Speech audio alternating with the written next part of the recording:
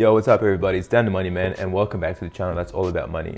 In this video, we're gonna talk about something that if you're a stock market enthusiast, you're gonna love this because everyone that thinks that they're a good trader or good at picking stocks, they want to know how much better they've done compared to other people in the market, right? So that's that ego play, right? That's that ego coming out. People thinking, oh yeah, I've outperformed the S&P or I've done better than other people. That's what this is about, right? And so this includes professionals too, like people whose full-time job is to literally invest, right? And there are people who get paid a lot of money. I'm talking about people who get paid like over $250,000 in salary, US dollars, just to try to beat the market, right? And so that's what the topic is, guys. So it's basically, think of it as the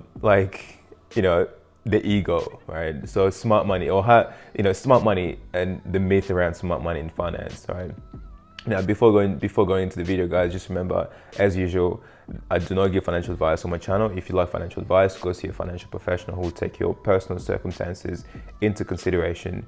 And yeah, I'm definitely doing that here, guys. I can't even see you. So basically, smart money is basically professionals. So it's the money that the professionals are managing. That's what smart money is, right? So we're talking about active managers. We're talking about people who run hedge funds. We're talking about people like the Warren Buffetts, the Ray Dalios, like the big dogs that run the hedge funds. So that's smart money, right?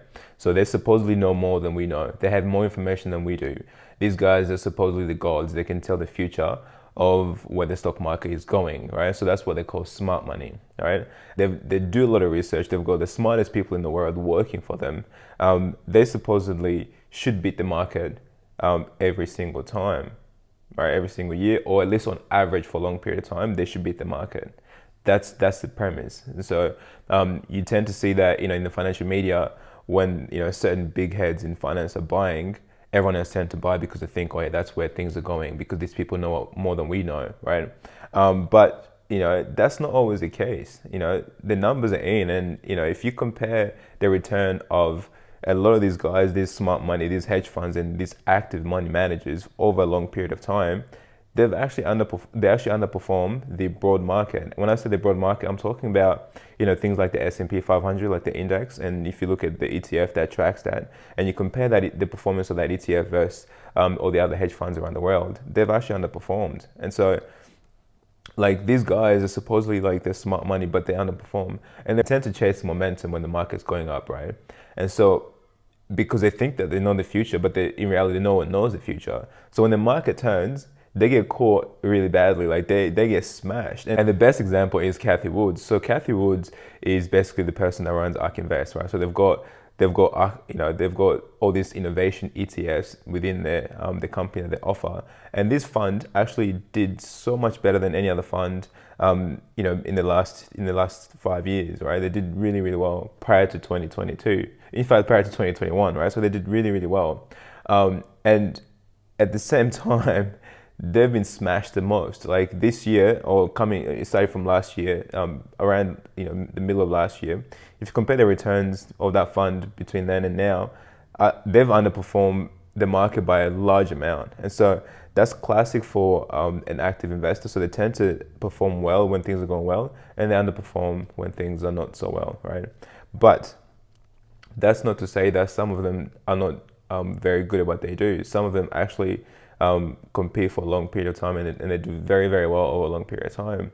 And these are guys like Warren Buffett. You've got guys like Ray Dalio. You've got guys like there's a lot of other fund managers that do well over a long period of time. But contrary to what most people think, these people don't consider themselves smart money. These people actually consider themselves humble money. It's like this idea that if you listen to them talk, they're like, look, they'll admit that they don't know what the market is going to do. Okay, they're always like, look, in case I'm wrong, I'm going to put this mechanism in place. In case I'm wrong, I'm going to reduce my position. Or guys like Warren Buffett, obviously they're different, so they go hard when they think something is good. Like if they like a stock, obviously they go really, really hard. But I think a lot of these guys that do well over a long period of time, they're not arrogant. They're not as arrogant as most other people are when they try to invest in the stock market, because you really can't be arrogant. And I think, if you really want to beat the market over a long period of time, you just have to be very good at what you do. So you have to find your your strategy, right? Be very good at your strategy, but you gotta also be very humble and understand that you could be wrong. And when you're wrong, what mechanism do you have in place to protect yourself when you're wrong? And so, so for me, my understanding of the market is that it's not about whether it's smart money versus dumb money, because apparently dumb money is the rest of us who invest in, in ETFs, in broad market, in like passive strategies. Apparently that's dumb money, but in reality, that's actually smart money. That's a new smart money. In fact, obviously there's smart versus dumb, so it's actually not dumb. I would say it's more smart versus humble money. And so if you work full time, and if you're not a financial professional, if you don't understand why certain stocks go up and why the others go down, or why why economic events are such a big deal sometimes, and sometimes they're not a big deal. That's if you're not well versed in finance to that degree, or economics in that degree, then that's okay. Like, you can still make more money than the guys who consider themselves to be professionals, right? And that is, you gotta be very you gotta go back to the basics and understand, look, because I'm not going to try to predict the market, and most people failed, in that in that quest. Like, you can't beat the market. Well, you can beat the market, but like most people on average, they struggle to beat the market, and these are professionals included, right? So understanding that, don't try to do it. Like, if you don't have the time, if you're not a financial enthusiast, if you don't like live and breathe the financial markets, don't try to beat the market. Simply find a vehicle that you could invest in and forget about all the other noise in the market. And right now, the markets have evolved to a point where there's so many different ETFs. There's ETFs on not anything, but like there's ETFs on so many different strategies. There's ETFs out there that you can buy. You can literally buy 5 ETFs, and you could literally be super diversified just from that 5 ETFs, right? So there's so many different ETFs out there now that they fit your whatever strategy you think will make money. A guy like me, I keep things very simple. I say, guys, look, invest in a broad market. Invest in the whole collective of the markets, all the ETF collectively, like the S&P 500, the VAST, the VGS, those sort of ETF. That's what I think most people who don't think they can beat the market, they should have exposure in. Now, a guy like me, I am a financial enthusiast as well. Like, I really, like, I live this stuff, right? So this is what I do. And so for me, like, I wouldn't, because I've got so much time in the market, I understand exactly what's happening. Not exactly, but I know what's happening in the market. I'm able to take advantage of certain dislocations in the market, right? But when I do that, still I have to be humble enough to understand that I could be wrong. And what happens when I'm wrong? What mechanism do I have in place to protect myself when I'm wrong? So if you want to make money in the market, it's not about smart money versus dumb money, because nobody knows the future, period. So it's more about arrogant money versus humble money. And which camp do you want to be in? Do you want to be in the camp that makes a little bit of money in some years and may enter the whole world, and then other years when you're losing money, you're just quiet?